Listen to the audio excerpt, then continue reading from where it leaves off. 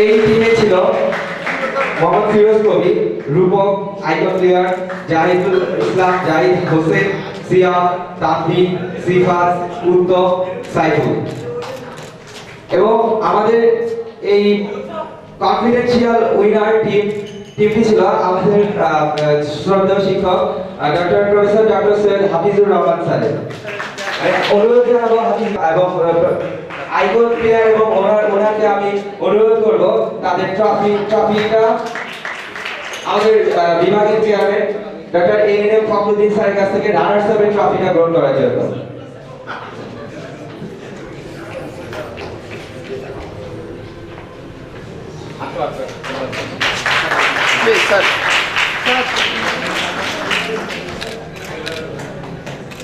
গুরুত্বপূর্ণ একটি পুরস্কার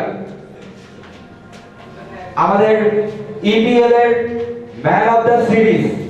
কে হবে ম্যান অফ দ্য সিরিজ? আমরা নিশ্চয়ই জানি ইপিএল এর man of the series Rezaul করিমকে আমি অনুরোধ করছি তার ট্রফি গ্রহণ করার জন্য।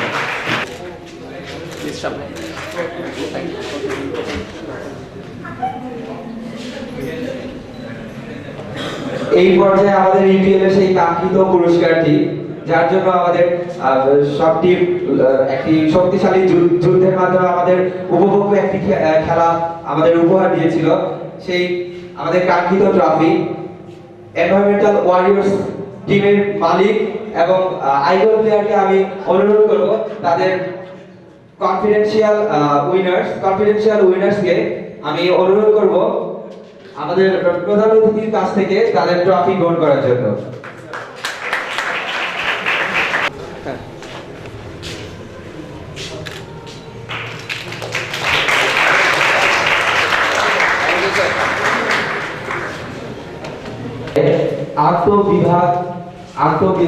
আন্তঃব্যাচ ফুটবল টুর্নামেন্ট 2015 রানার্স আপ 42তম আবর্তনের চ্যাম্পিয়ন্স ট্রফি রানার্স আপ 43তম আবর্তন ব্যাচকে আমি অনুরোধ করব তাদের পুরস্কার গ্রহণ করার জন্য। আমাদের অতিথিদের কাছে তাদের প্রাইজ হস্তান্তর করা হয়েছে।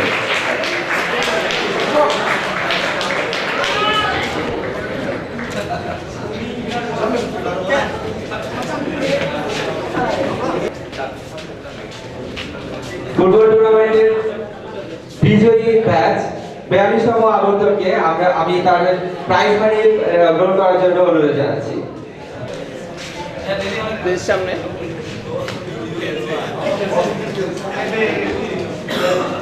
Thank you sir. নবগঠিত পরিবিজ্ঞান সমিতির আসনপ্রাপ্ত সদস্যদের মঞ্চে আসার জন্য অনুরোধ জানাচ্ছি। নাম আমি ঘোষণা করছি। সহ প্রকাশনায় রয়েছে সাইফুল ইসলাম এবং ফাহিদা শারমিন। সহ তথ্য প্রযুক্তি সম্পাদকে রয়েছে সাদিয়া নাহার এবং মোর্শেদুল হক।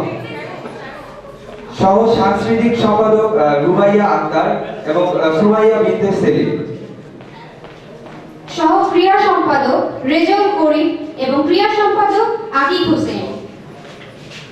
সহ সাংগঠনিক সম্পাদক সাইফুদ্দিন মিশু এবং সাংগঠনিক সম্পাদক নাইম মোস্তফা। সাধারণ সম্পাদক জুয়েল মাহমুদ, সহসভাপতি মোহাম্মদ ফিরোজ কবির। আমি নবগঠিত পরিবেশ বিজ্ঞান সমিতির সদস্যদেরকে আমি মঞ্চে এসে ফুল গ্রহণ করার জন্য অনুরোধ জানাচ্ছি।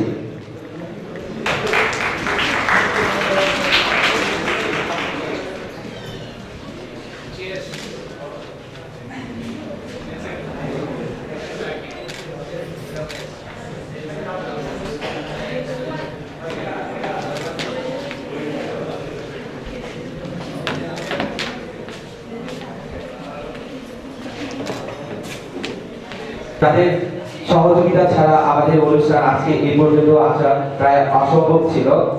পর্দার আড়ালে থাকা সেই সব মানুষদেরকে আমি মঞ্চে এসে আমাদের অতিথিদের কাছ থেকে ফুল গ্রহণ করার জন্য অনুরোধ জানাচ্ছি। আমি নাম ঘোষণা করছি: সুমন, আবু খাইরুল বাশার, নূর হোসেন, সুমন কবির, সানজিদা, হিমু, ফাহমিদা, কুশল মজুমদার, সাইমো এবং মিরন। আমি এদেরকে পর্দার আড়ালে থাকা এই মানুষগুলোকে মঞ্চে এসে ফুল গ্রহণ করার জন্য অনুরোধ জানাচ্ছি।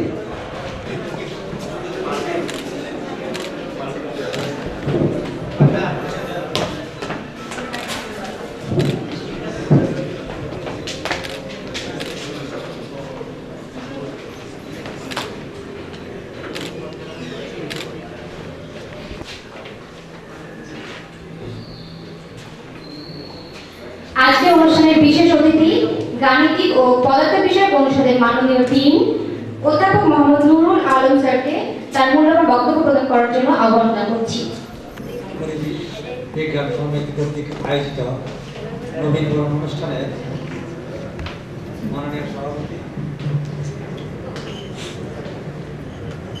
ও বিভাগীয় সভাপতি প্রফেসর এন ফখরুদ্দিন, প্রধান অতিথি আন্তর্জাতিক খ্যাতি সম্পন্ন রসায়নবিদ ও পরিবেশ বিজ্ঞানী আমার শ্রদ্ধেয় শিক্ষক প্রফেসর সৈয়দ শফিউল্লাহ, শ্রদ্ধেয় সহকর্মীবৃন্দ, স্নেহের ছাত্রছাত্রীবৃন্দ, আমি আনন্দিত আমাকে এই অনুষ্ঠানে বিশেষ অতিথি করে আনার জন্য। আমিও আজ থেকে প্রায় 40 বছর আগে আমিও ছাত্র হিসেবে এই বিশ্ববিদ্যালয়ে ভর্তি হয়েছি এবং তোমাদের মতোই আমাদেরকে বরণ করে নেওয়া হয়েছে। এই জন্যে আমি যারা প্রথম বর্ষ ভর্তি হয়েছ তাদেরকে আমি ডিন হিসেবে যখন ফর্মে স্বাক্ষর করেছি তখনই তোমাদেরকে আমি বরণ করেছি। শুধু আনুষ্ঠানিকতা বাদ ছিল, সেই আনুষ্ঠানিকতার মাধ্যমে আজকে আমরা বরণ করেছি। আমি মনে করি যারা ভর্তি হয়েছ তারা সৌভাগ্যবান। প্রায় 30-35 হাজার ছেলের মধ্যে কম্পিটিশন করে তোমরা এখানে এসেছো। আমাদের সায়েন্স ফ্যাকাল্টিতে আসন সংখ্যা খুবই কম, মাত্র 270 থেকে 80, এবছর 280, গত বছর এইরকমই ছিল। তার মধ্যে যারা ভর্তি হয়েছে তারা সৌভাগ্যবান এবং উচ্চ শিক্ষার জন্য এই সুযোগটা পেয়েছে। আমি তোমাদেরকে অভিনন্দন জানাচ্ছি।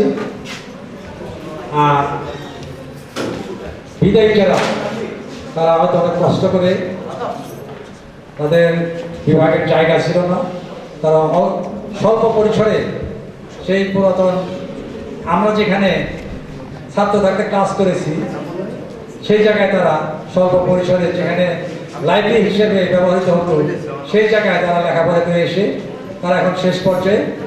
আমি আশা করি তাদের কষ্ট সার্থক হয়েছে। আমি আসলে ওর বক্তব্য শোনার জন্য আমি আসছি। দীর্ঘদিন যাবত আমি স্যারের বক্তব্য শুনি না, এই জন্য আমি অসুস্থ থাকা সত্ত্বেও এই জন্য আমি আমার বক্তব্য দীর্ঘায়িত করবো না। যাদেরকে ধন্যবাদ জানাচ্ছি এবং আমাকে বিশেষ অতিথি করে আনার জন্য আমি বিভাগকে এবং ছাত্রছাত্রী সকলকে ধন্যবাদ জানিয়ে সকলের সুস্বাস্থ্য এবং দীর্ঘায়ু কামনা করে আমি আমার বক্তব্য শেষ করছি। ধন্যবাদ সবাইকে। এ পর্যায়ে আমাদের অনুষ্ঠানের মধ্যমণি পরিবেশ বিজ্ঞান বিভাগের প্রতিষ্ঠাতা সভাপতি বিশিষ্ট পরিবেশ বিজ্ঞানী আমাদের আজকের অনুষ্ঠানের প্রধান অতিথি প্রফেসর ডক্টর সৈয়দ শফিউল্লাহ স্যারকে তার মূল্যবান বক্তব্য প্রদানের জন্য সবিনয় অনুরোধ জানাচ্ছি। আজকের এই অনুষ্ঠানে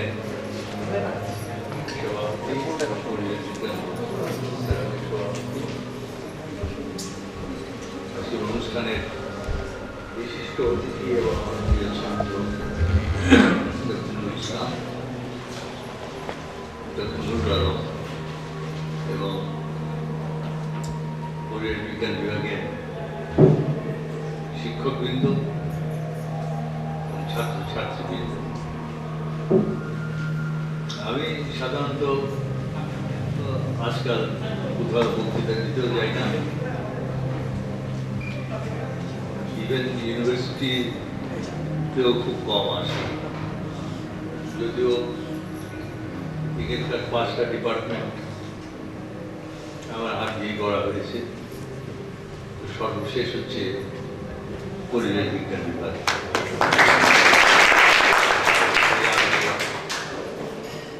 যারা পুরনো ছাত্র আছেন তারা জানেন রসায়ন বিভাগ প্রফেসর মাহবুবুল হক এবং ডক্টর মেজবাউদ্দিনের সহায়তায় আমরা গড়ে তুলেছিলাম। তারপরে লাইফ সায়েন্স ইনস্টিটিউট, সেখানে পরবর্তীকালে 4-5টা বিভাগ হয়েছে আমাদের খেয়াল নেই।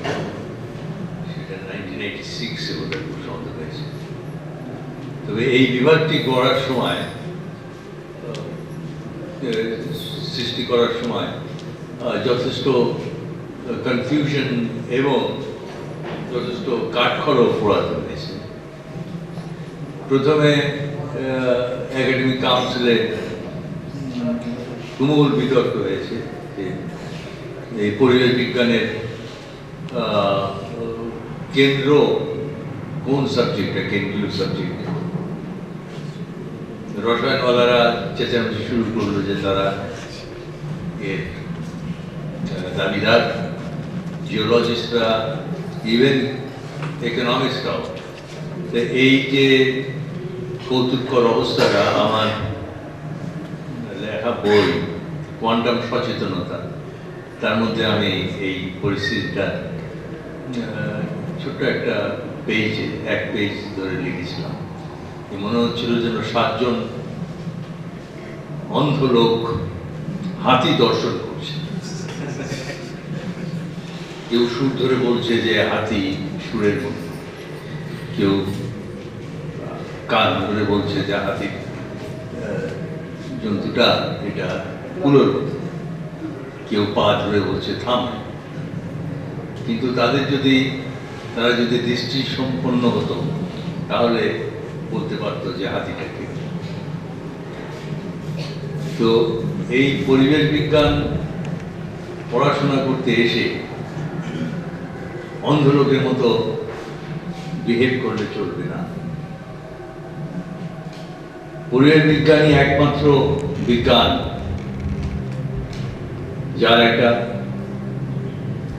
যার গুণাগুণের মধ্যে রয়েছে টোটালিটি।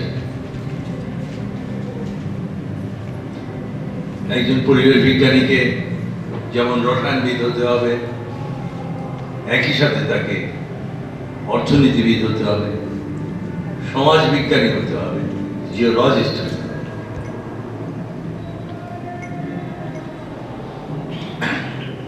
আমাদের দেশে মানুষ এই পরিবেশ সম্পর্কে even in the 70s people didn't know. They had no idea what environment is. Greenhouse effect তো দূরের কথা, environment সম্পর্কে 1973 সালের দুর্ভিক্ষের পটভূমিতে আমি একটা আর্টিকেল লিখেছিলাম বাংলাদেশের একটা ইংরেজি পত্রিকা, নামটা ভুলে গেছি, বাংলাদেশ টাইম স্ট্রিমস হবে। ওটার শিরোনাম ছিল Chemist's role in Grow More Food program। সেখানে আমি এক প্যারাগ্রাফ লিখেছিলাম যে এই রাসায়নিক সার ব্যবহার করতে যে কিংবা ইনসেকটিসাইড ব্যবহার করতে যে যাতে আমরা পরিবেশের দিকে লক্ষ্য রাখি। 1978 সাল হবে, আমি একদিন সকালে, প্রফেসর এম আই চৌধুরী ছিলেন আমার শ্রদ্ধেয় সহকর্মী এবং তার কাছে অনেক শিখেছি। এই সাবকন্টিনেন্টের একজন মানে আমি বলবো তো শ্রেষ্ঠ ফিজিক্যাল জিওগ্রাফার। তোমাদের সিনিয়র যারা, তোমাদের আগের জেনারেশন কিংবা তার আগের জেনারেশন হয়তো the rivers we live with, Professor M.I. Chaudhary in the 50s and 60s লিখতেন পাকিস্তান অবজার্ভার। তো সেই M.I. Chaudhary ওনার বাসায় বসে আড্ডা দিচ্ছে, গল্প করছে। এক ভদ্রলোক আসলেন, পরিচয় দিলেন যে হোমিওপ্যাথি ডাক্তার। কি অবস্থা? বললেন স্যার আমি মৌমাছি পালতাম, সব মৌমাছি গেছে মরে। কেন? এই আকাশ থেকে মশা মারার জন্য ওষুধ ছিটিয়েছে, অর্থাৎ মশা মারতে কামান দেওয়া হয়েছিল। তারপরে মশা তো মরেছেই, তার সাথে উপকারী কীট পতঙ্গ সেগুলো মারা গেছে। তো প্রফেসর চৌধুরী বলেন, শফিউল্লাহ এই ব্যাপারে একটা কিছু করতে হয়। তো ঠিক আছে, প্রেস কনফারেন্সটা প্রথম প্রেস কনফারেন্সে আমরা এটা সম্পর্কে, তখনকার দিনের সংবাদপত্র এখন যেমন গভর্নমেন্টের দালালি করে, তখন ঠিক সেরকম ছিল না। They had bit of ethics, morality ছিল। তো ওটা ধুম করে খুব ছাপানো টাপানো হলো। তা দেখলাম যে পরবর্তীকালে ওই প্লান্ট প্রোটেকশন ডিভিশনের লোকজনরা এটা বন্ধ করেছে। ঠিক ওই সময় বিশ্ববিখ্যাত biogeochemistry, as a matter of fact biogeochemistry সাবজেক্টের প্রতিষ্ঠাতা পিতা বলা যেতে পারে, প্রফেসর ডেগেন্স, তার দূত হিসাবে আসলেন ডক্টর বিনয় টিকট। এটা পরিমাপ করা দরকার, কারণ গ্রিন হাউস এফেক্ট, এই গ্রিন হাউস এফেক্টের কাউন্টার ন্যাচুরাল কোনো প্রসেস আছে কিনা সেটা জানা। যেহেতু বাংলাদেশ একটা ভেরি ইম্পর্টেন্ট রিভার সিস্টেমের মধ্যে অবস্থিত, তো সেই জন্য ওনারা উনি আমাদের কেন করছেন, আমরা সানন্দে রাজি হলাম। Professor MI Chowdhury, professor Mohiuddin, তখন মহিউদ্দিন লেকচারার, এখানে শরীফ এনামুল কবির, কার্বন ট্রান্সপোর্ট, আরিচা, তারপরে চাঁদপুর, এখানে করতে যে এনভায়রনমেন্টাল ল্যাবরেটরি সেট আপ করা, এই মধ্যে একটা ছোটখাটো এনভায়রনমেন্টাল ল্যাবরেটরি করা হতো। এর মধ্যে 2-4 এনভায়রনমেন্ট কথাটা সারা পৃথিবী আমাকে প্রেশার দিতে হবে। আমি তখন আকণ্ঠ নিমজ্জিত অর্গানোমেটারিক্স এবং তো এই প্রপোজালটা বহুবার টার্ন ডাউন করেছে। কারণ 1999 সালে, 96 সালে বোধহয় আমার ছাত্র আলাউদ্দিন, ও ভাইস চ্যান্সেলর, ও নাসর বান্দা ছাড়বেই না।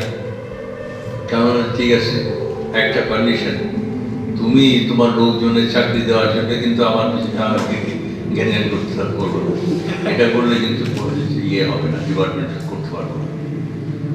স্যার আমি বলা করতেছি, একটা লোকেরও চাকরির জন্য আপনাকে আমি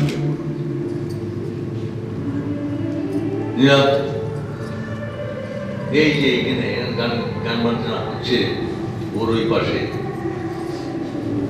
একটা এরকম একটা জায়গাতে ডিপার্টমেন্ট হলো, পয়লা বোধহয় অফিসাররা কে যেন তারেক অফিসার তারেক ইয়ে করলো। তারপরে তো অনেক স্ট্রাগলের মধ্যে দিয়ে এখন তোমরা তোমাদের ডিপার্টমেন্ট এই অবস্থায় এসেছে। কিন্তু আমি যে স্বপ্ন নিয়ে এনভায়রনমেন্ট সায়েন্স ডিপার্টমেন্ট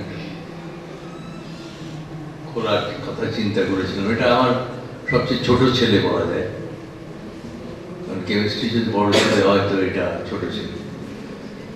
তো অনেক স্বপ্ন দেখেছিলাম, সেগুলো ঠিক প্রপারলি বাস্তবায়িত হচ্ছে না। আমি অবশ্যই ইউনিভার্সিটির কনসেপ্টে বিশ্বাস করি না, এই vice chancellor, dean. In fact, I do not believe in the concept of government. এটা জন্য আমাকে সারা জীবন কষ্ট করতে হয়েছে, কিন্তু সে কষ্ট মাথায় পেতে গিয়ে, in my opinion, university is a congregation of scholars. এখানে বড় স্কলার আছে, বেশি অভিজ্ঞতা সম্পন্ন স্কলার আছে, যাদের তোমরা বলবা শিক্ষক, আর আছে নবীন স্কলার যারা কেবল ঢুকেছে। এদের মাঝে যে ইন্টারাকশনের যে ভেন্যু, সেটাই হচ্ছে বিশ্ববিদ্যালয়। এখানে রেজিস্ট্রার আছে, ইয়ে আছে, ভাইস চ্যান্সেলর আছে, ডিন আছে, হেড অফ দ্য ডিপার্টমেন্ট আছে, দিস আওয়ার সাপোর্টিং সিস্টেম। তো এই সিস্টেমটাই হচ্ছে, এটাই হচ্ছে আসল। তো সেই জন্য আমি বরাবরই বিশ্ববিদ্যালয়ের বাইরে আমার একটা ল্যাবরেটরি এবং একটা ইয়ে রয়েছে। এই তোমাদের ডিপার্টমেন্টের থেকে মাহমুদ, ইমদাদ, এই যে এখন অ্যাডিশনাল সেক্রেটারি আছে, এরা সব পিএইচডি করেছে। এদের আসল কাজ কিন্তু জাহাঙ্গীরনগর বিশ্ববিদ্যালয় হয়। এই জাহাঙ্গীরনগর ইউনিভার্সিটির পাশে গোকুলনগর, সেখানে ছাপড়া করা হয়েছে, ওখানে আমার ল্যাবরেটরি ছিল। ওখানে থাকতে পারিনি যাযাবরের মতন, ওখান থেকে ভাগিয়ে দিয়েছে আরেক জায়গায় এই ল্যাবরেটরি আবার সেট। ফ্রিডম নেই। পাশ্চাত্যের যেসব ইউনিভার্সিটি আছে সেসব ফ্রিডম তো আগেই শেষ হয়ে গিয়েছে। সেই জন্য টাইম ম্যাগাজিন 1982 একটা হেডলাইন দিয়েছিল, cover story, where are the geniuses, যে প্রতিভাবান ব্যক্তিরা কোথায় যায়। আমাদের দেশে আমরা শুরুই করতে পারিনি, তার নির্দিষ্ট হবে কোথা থেকে। আমরা সেই কালচার সৃষ্টি করতে পারিনি। এনভায়রনমেন্ট সায়েন্স তো দূরের কথা, সায়েন্সের কালচারও আমরা সৃষ্টি করতে পারিনি। তোমরা যারা নবীন আর যারা পাশ করে বেরিয়েছে তারাও নবীন, তাদের তো জীবনে আরেক ইয়েতে তারাই বা কেমন প্রবীণ। সবাইকে এই দায়িত্বটা একটু বহন করতে হবে, আত্মজিজ্ঞাসা করতে হবে যে সায়েন্স আমরা করছি কেন। বিশেষ করে এনভায়রনমেন্টাল সায়েন্টিস্টদের আরো বেশি। আগে বললাম যে সচেতনতা, এটা একজন লোক ফিজিক্স স্টাডি করছে কিংবা কেমিস্ট্রি স্টাডি করছে, তার চেয়ে একজন এনভায়রনমেন্টাল সায়েন্টিস্টের সচেতনতা অনেক বেশি। আমি একটা এক্সাম্পল দিচ্ছি যে আমরা কেমিস্ট্রির একটা ছাত্র, সে ডেবাই-বুকের থিওরি পড়ে, জিটা পোটেনশিয়াল কাকে বলে সে পড়ে, জানে এ সম্পর্কে 8-10টা টপিকের মতো। কিন্তু একজন এনভায়রনমেন্টাল সায়েন্সের ছাত্র যখন সেই ইটিপি করতে গিয়ে এই পলিউটেন্টসগুলোকে কোয়াগুলেট করে জার টেস্টে, তখন জিটা পোটেনশিয়াল অটোমেটিক্যালি তার কাছে আসে। সে যদি জিটা পোটেনশিয়াল সম্পর্কে কিছু না জানে, ডেবাই-হিউকেল ইকুয়েশন সম্পর্কে যদি কিছু না জানে, তবু তার কাজের স্বার্থে ওগুলো অটোমেটিক্যালি তার কাছে চলে আসে। তাহলে দেখা যাচ্ছে যে একই জিনিস একজন কেমিস্ট সেটা পড়ে হয়তো নেগলেক্ট করে ছেড়ে দিল, কিন্তু ওই জিনিসটা একজন এনভায়রনমেন্টাল সায়েন্টিস্টের কাছে, this environmental scientist originally may have come from the subject of geology or biology or physics, কিন্তু তাকে ওই জিটা পোটেনশিয়াল সম্পর্কে আলটিমেটলি ভালো করে জানতে হয়। একইভাবে আমরা এই গ্রিন হাউস এফেক্ট সম্পর্কে কথা বলি। গ্রিন হাউস এফেক্টের দুটো পার্ট আছে, একটা সায়েন্টিফিক পার্ট আর রিয়ালিটি, এবং আর একটা পার্ট আছে ধান্দাবাজি। পৃথিবীতে এই পৃথিবীতে যত কর্মকাণ্ড, এগুলো নিয়ন্ত্রণ করে হলো জায়নিস্ট ব্যাংকস্টার্স,